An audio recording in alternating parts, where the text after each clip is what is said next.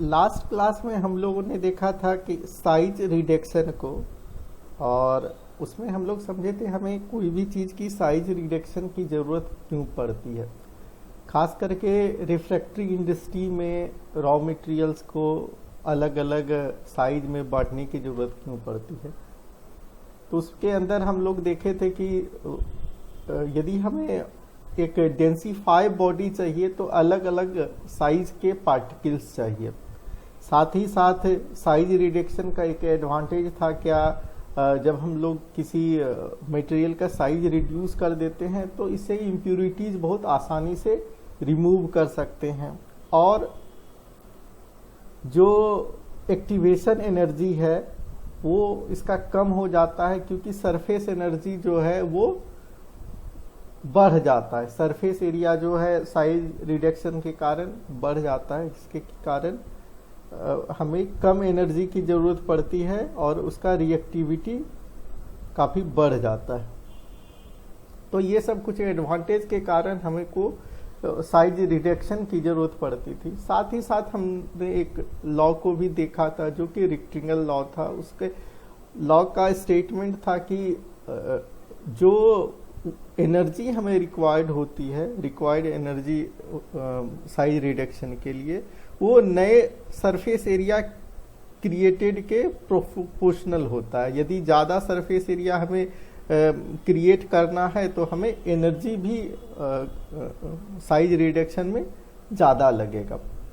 आज के क्लास में हम लोग साइज रिडक्शन इक्विपमेंट्स के बारे में देखेंगे और अलग अलग तरह के साइज रिडक्शन इक्विपमेंट को क्लासिफाई करेंगे।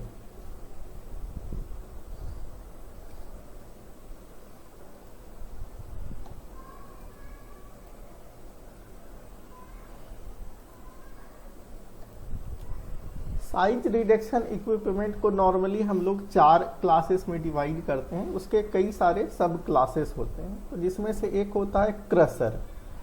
क्रशर जो है वो लार्ज पीस रॉक को या लार्ज पीस मटेरियल को वो स्मॉल पीसेस में कन्वर्ट करता है। ये प्राइमरी क्रशर जो है नॉर्मली ऑपरेट करता है माइंस में और माइंस मटेरियल के लिए, और ये किसी लार्ज फॉर्म ऑफ मटेरियल को जो कि माइन से आता है उसको ब्रेक करके 6 से 10 इंच में कन्वर्ट करता है। इसके बाद ये प्राइमरी क्रशर से जो आउटपुट निकलता है वो सेकेंडरी क्रशर में चार्ज किया जाता है, और सेकेंडरी क्रशर जो है इस पार्टिकल को क्रश करके हमें आउटपुट जो देता है वो 1/4 इंच तक के साइज का देता है, या इससे ज़्यादा बड़े साइज का देता है। अब यहाँ का जो आउटपुट होता है, सेकेंडरी क्रशर का जो आउटपुट होता है, हम लोग ग्राइंडर में चार्ज करते हैं। ग्राइंडर में चार्ज करने से क्या होता है कि ये और भी फाइन्स हमें मटेरियल की ज़रूरत पड़ती है, तब हम लोग ग्राइंडर में चार्ज करते हैं। ऐसा नहीं होता है कि हम लोग सीधे जो माइन से मटेरियल आता है उसको ग्राइंडर में यदि हम लोग चार्ज करेंगे तो क्या होगा कि क्योंकि इनिशियली जो सरफेस एरिया है वो काफ़ी कम है, और नेट जो सरफेस एरिया होगा, बहुत फाइन पार्टिकल बनाना होगा तो बहुत ज़्यादा सरफेस एरिया क्रिएट होगा। तो इस केस में यदि हम लोग सीधे लंप को या बड़े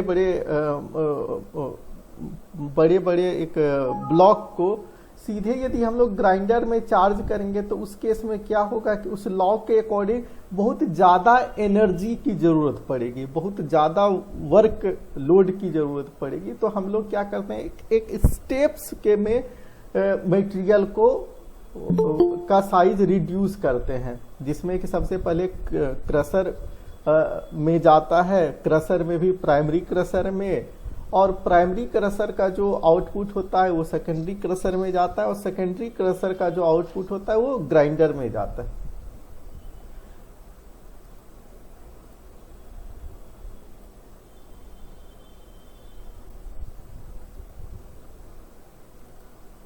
अब ग्राइंडर क्या करता है कि जो सेकेंडरी क्रशर का आउटपुट था वो ग्राइंडर में हम लोग जब चार्ज करते हैं ये मटेरियल को पाउडर फॉर्म में कन्वर्ट करता है। और एक इंटरमीडिएट टाइप का ग्राइंडर का जो आउटपुट होता है वो 40 में सीव को पास कर जाता है बहुत आसानी से। लेकिन यदि हमें और भी फाइन्स मटेरियल की ज़रूरत पड़ती है तो और दूसरे ग्राइंडर की ज़रूरत पड़ती है जिसको हम लोग फाइन ग्राइंडिंग कहते हैं या फाइन ग्राइंडर कहते हैं। इससे जो आउटपुट मिलता है वो हमें 200 मेश साइज का मटेरियल मिलता है। यदि हमको और भी फाइन पाउडर की ज़रूरत पड़ती है तो इसका जो आउटपुट होता है ग्राइंडर का हम लोग अल्ट्रा फाइन ग्राइंडर में डालते हैं।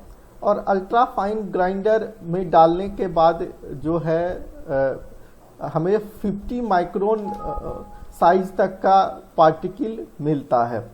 और इस अल्ट्रा फाइन ग्राइंडर में हम लोग 1/4 इंच तक के पार्टिकल को फीड कर सकते हैं। फिर अगला जो प्रोसेस होता है साइज रिडक्शन का वो होता है कटर्स। कटर्स क्या करता है कि कटर्स का जो आउटपुट होता है उसका साइज और शेप डेफिनिट होता है। एक कटर्स के मदद से हम लोग एक डेफिनिट शेप और साइज का मटेरियल को कट कर सकते हैं। लेकिन थोड़ा सा हार्ड मटेरियल को कट करना इसके लिए थोड़ा सा डिफिकल्ट हो जाता है।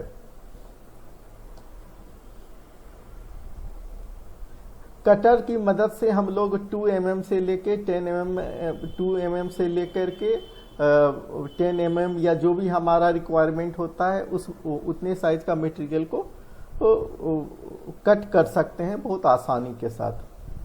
तो हमने देखा कि प्राइमरी क्रशर का जो आउटपुट होता है वो 6 से 10 इंच होता है। इसके बाद ये सेकेंडरी क्रशर में जाता है जिसका कि आउटपुट जो है वो 1/4 इंच होता है। फिर इसके बाद हम लोग ग्राइंडर में भेजते हैं। ग्राइंडर हम लोग इंटरमीडिएट टाइप का ग्राइंडर जिसका आउटपुट 40 में साइज का होता है। फिर फाइन ग्राइंडर 200 मेश का और अल्ट्रा फाइन ग्राइंडर जो होते हैं वो 50 माइक्रोन्स के होते हैं। तो इस तरीके से हमारे पास मेजर जो है 4 टाइप के साइज रिडक्शन डिवाइस मिलते हैं। अब इसका सब क्लास हम लोग ये करें तो क्रशर जिसका कि यूज हम लोग कोर्स मटेरियल को फाइन में कन्वर्ट करने के लिए करते हैं वो 3 तरह के होते हैं। एक तो जॉ क्रशर होते हैं जिसको कि हम लोग प्राइमरी क्रशर के नाम से भी जानते हैं। दूसरे जो होते हैं वो गायट्री क्रशर होते हैं, इसको हम लोग कोन क्रशर के नाम से भी जानते हैं। और तीसरा जो है वो होता है क्रशिंग रोल जिसमें कि आगे हम लोग इसको डिटेल से देखेंगे। 2 रोल के बीच में मटेरियल को चार्ज किया जाता है जिससे कि क्रशिंग होता है। वो भी 2 तरह के होते हैं, एक प्लेन होते हैं, दूसरा टीथ वाले रोल होते हैं। ग्राइंडर जो है वो इंटरमीडिएट मटेरियल को लेता है और फाइन में कन्वर्ट करता है। ये ग्राइंडर जो है वो हमर मिल टाइप के होते हैं, रोलर मिल टाइप के होते हैं, एट्रीसन टाइप के होते हैं प्लस और रिवॉल्विंग मिल टाइप के होते हैं। रिवॉल्विंग को फर्दर क्लासिफाई किया गया है बॉल मिल, जो कि आप लोगों ने यहाँ के वर्कशॉप में देखा भी होगा। बॉल मिल है, हमारे यहाँ ट्यूब मिल है, रॉड मिल देखा होगा। तो ये सब जो है ग्राइंडर के क्लासिफिकेशन है। इसके बाद नेक्स्ट है अल्ट्रा फाइन ग्राइंडर। तो इसका यूज़ हम लोग को तब करते हैं जबकि बहुत फाइन पार्टिकल की हमें ज़रूरत पड़ती है। तो ये जो है नॉर्मली 3 तरह के होते हैं, हामर मिल, फ्लूइड एनर्जी मिल, एजिटेटेड मिल। कटिंग मशीन का यूज़ हम लोग तब करते हैं जबकि हमें एक डेफिनिट साइज और शेप का प्रोडक्ट का ज़रूरत पड़ता है। तो इसके लिए कटर्स का यूज़ करते हैं, नाइफ कटर्स का यूज़ करते हैं। तो इन सब चीज़ों का यूज़ जो है, इन सब मशीनरीज का यूज़ हम लोग साइज रिडक्शन के लिए करते हैं।